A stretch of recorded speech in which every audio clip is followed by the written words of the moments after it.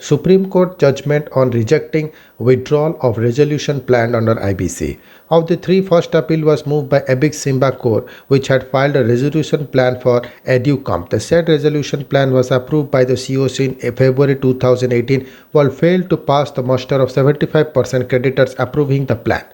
The Supreme Court's ruling Monday that an insolvency resolution plan, once approved by the Committee of Creditors, cannot be allowed to withdrawn or modified comes in the wake of separate appeals filed by three different companies. They had all sought to either withdraw their plans after approval or sought to modify the same. Why did the companies want to withdraw the resolution plan after COC approval? Of the three, the first appeal was moved by Abic Singapore, which had filed a resolution plan for EduCom.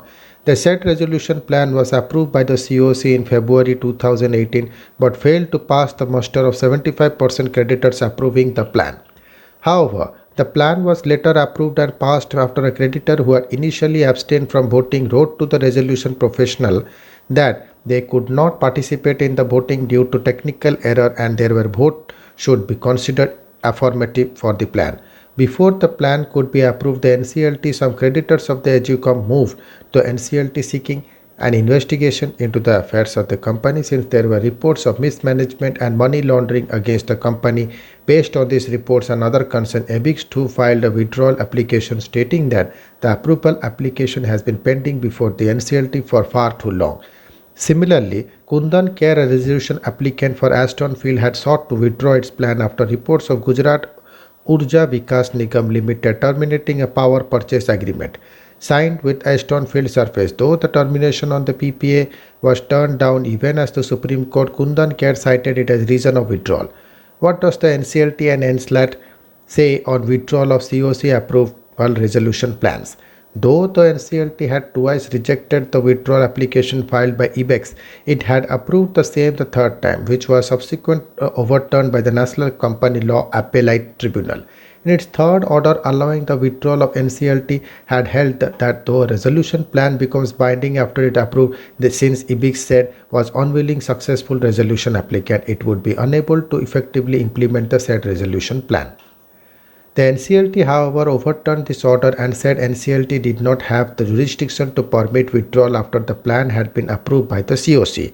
Further, it also said that the financial wisdom of the COC was final and the NCLT should not have entered into that area. The NCLT further held that since Section 32A of Insolvency and Bankruptcy Code grants full immunity to the resolution applicant from any offences of the corporate debtor, Abic had no grounds to withdraw. Why did the Supreme Court say on the various withdrawal appeals filed by the companies? In its judgment, the Supreme Court had categorically said that the only process of withdrawal from IBC is by following the procedure detailed in Section 12A, which says that the corporate debtor must get approval of more than 90% of creditors to take the company out of the resolution plan. Enabling withdrawals or modifications of the resolution plan at the behest of the successful resolution applicant, one has to be submitted to the adjudicating authority after due compliance with the procedural requirement and timelines would create another tier of negotiations which will be wholly unregulated by the statute. The Supreme Court judgment said in the judgment. Thank you.